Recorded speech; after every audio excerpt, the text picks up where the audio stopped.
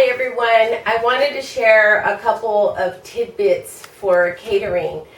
As I've said in a couple of my videos that I used to cater, so I'm going to share a little bit. If you don't have time, hopefully you have time to at least read this, at least listen to this, excuse me.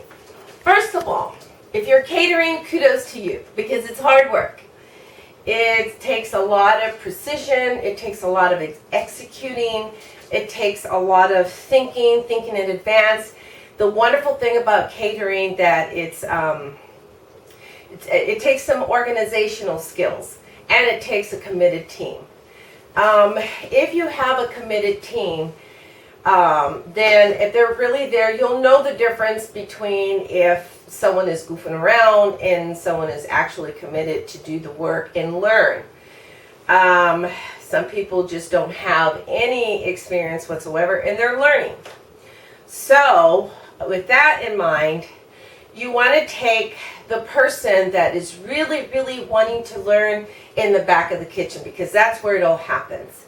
And if you're doing a small, like say for example, if your catering job is like for 20 people and they want you to make a menu.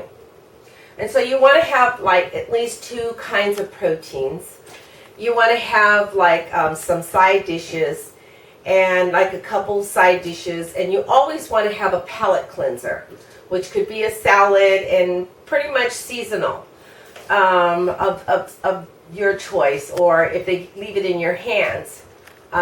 Being a chef or a cook or a caterer, these are the things that you have to, it's not so complicated. Don't make it complicated. Don't make it complex because it's just as if you were going to serve your family. And say, for example, you have a family of 20 and you want to impress them. And so your culinary skills come into place. So you want to take the person that is actually wanting to learn. You want to take them and you have to give yourself some time to teach. You can't, otherwise you'll get frustrated in the kitchen. And so, and the less talking the better, unless they can cook and talk at the same time, but then sometimes that gets a little bit annoying because you really want to focus on what you're going to be presenting, especially if it's a catering for a group of people that you really need to impress for whatever the reasons are. So, what you do is you give yourself at least an hour of cush because anything can happen. Just think anything can happen on your catering job. My first catering job, the cake flopped inside I had everything cooked. I was in a small car and I had to put on the brakes, and it was for a president, a vice president of the post office. And I was almost in tears because the cake flew and it went all over the car. And I had to go to the store to get, and it was only me. Thank goodness it was only for a party of 6.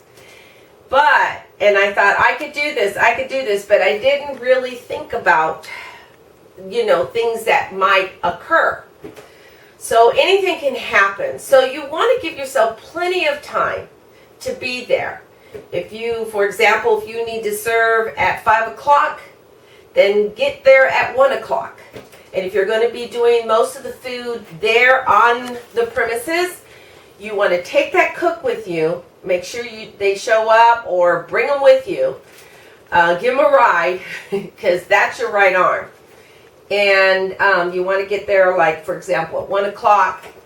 And that way you have that anything that happens, if you forget something, if you forgot something from the store, then you know where the nearest grocery store is. Save your receipts and make sure you have plenty of gas. Make sure your equipment is there. Sometimes, it depends on how large the party, and I knew the guests and I knew they were reputable, then I would leave the equipment there a day before.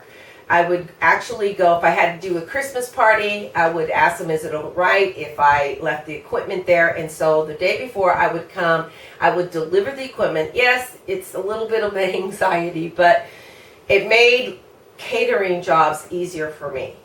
So, or, you can bring the equipment. I mean, I don't know how much equipment you need. Keep it simple as possible. I use a lot of decor because that was my signature. I love decorating and catering at the same time. So I put my decorating skills and my art skills to work for me, as well as the kitchen skills. And then you always have to remember if you're going to be able to use their dishes. If you use their dishes, then remember, if you break a dish or one of your helps break a dish, then you have to cover that cost and an expense. So always give yourself that little bit of cushion when you are catering, a little bit of cushion for things to happen. Might have a traffic jam. Always make sure that your containers, your food product that you are going to deliver is thoroughly iced down. Make sure that your warmers sustain a long period of temperatures. And if you're having a huge catering job, then of course you're going to have to get some fans and some of those huge warmers. And those are fun also, but they can also be a nightmare. So I always cooked the food in advance, except for special occasions where I would actually cook the food on the premises, which was nice because it kind of gave a nice smell to the whole environment. So you can pre-cook your stuff, or you can actually cook it there. So if you're going to do a lot of pre-prep work. Make sure it's in an area that you are in an area that you have a facility that allows you to do so, to cook in your kitchen. It's really important. And with the health environment guy, because they can cite you, and they can actually cite you for not having a facility to cater. And so anyways, I won't go into the political part, but when you are catering, you want to make sure that you give yourself plenty of time. When you're developing a menu, give yourself a couple hours to develop a menu, because you have it approved by them. That's the first thing first. What you can do, and you kind of put your heads together with the person that wants the food and what they want, and then you kind of put your own little signature to it and say, okay, and you start thinking about the menu, and you start thinking, you may want to go in advance, a day in advance, to kind of check out the place or the facility, kind of talk to the person that is the host that is actually doing the party, and just kind of sit down and have a little powwow session. I used to do presentations. That was fun for me. I would actually present my food. I'd actually cook it. I'd do taster parties, and I would charge for those taster parties. Because they're also looking for a caterer. But if it's already a setup, a catering job that's already been set up, then you probably don't have to do that. Perhaps they've already tasted the food at your restaurant or facility, or wherever you're at, the school, wherever you are. They probably are, and they say, we want to hire you, we want to invest. So, which is, when they're paying, they're actually investing. So it should always give yourself a profitable margin. I think that's really essential, because every labor is worthy of their hire. That's my rule of thumb. So if you're doing catering jobs for free, then you have to really think about your time, your expertise, and whatever you can bring to the table that you should be awarded for. And it's nice to get the awards, but it's even nicer to get a little check with it, or something in advance. And because you are there, they need you. These people need you, and it's wonderful to serve, but you need to be compensated for your time, your energy, your car. Your time is valuable. So always value your time when you're doing a catering, because you're bringing something. You're bringing your world into their world, and that's just wonderful. Okay, let's see. So, when you get there, the main thing is that you want to be in control what happens in the front, even though you're in the kitchen. So you're in the kitchen, you're thinking about what needs to happen in the front as well. And your help should come there, at least the people that are going to help you in the front, at least a couple hours in advance so that they can help you preset it. Or, like I did a lot of pre-setting up in the back in the kitchen. I did a lot of setting up. I cooked, I set up, and then all they had to do was show up and serve. And I would compensate them. The servers usually get there about, I would say about 2 hours, depending how big the party is, or an hour in advance. And you always want to have a backup. If one does not show up, then at least the one, you or the person in the back can help you. They can help you because you pretty much have done everything.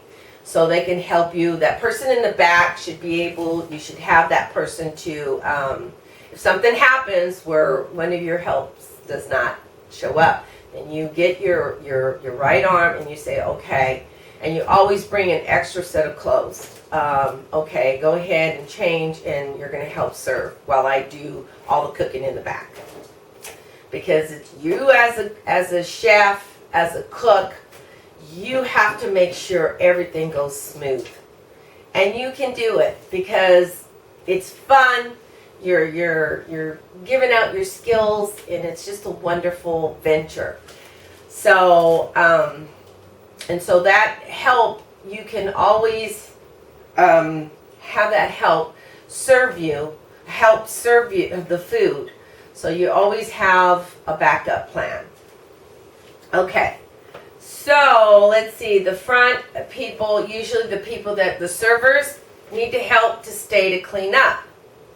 So they're the ones that are serving. They have the easy job. So it doesn't mean that they cannot help clean up. The cooks are tired and exhausted because they had to really think and process and execute. The servers, they're serving, that's the highlight of the meal. They're presenting the food. So they are the ones that need to stay and clean up. That's just the way it is. Of course, I've had to do that on several occasions. And having my family help me helped a lot. But it's hard work. Make sure you get paid for what you are giving. And it's hard work, but it's also fun. It can be very fun. People are inviting you to their home to cater. And that's like a compliment. That's like an honor. So I guess that's probably what I can give you for right now as far as advice for those who want to get into the catering field and are into the catering field. I hope that helps. If you have any questions, you can post them on the bottom on your comments, and then I'll do my best to give you some answers. So anyways, I hope that helps. So you have a wonderful day, and I'll be talking to you soon. Okay, bye.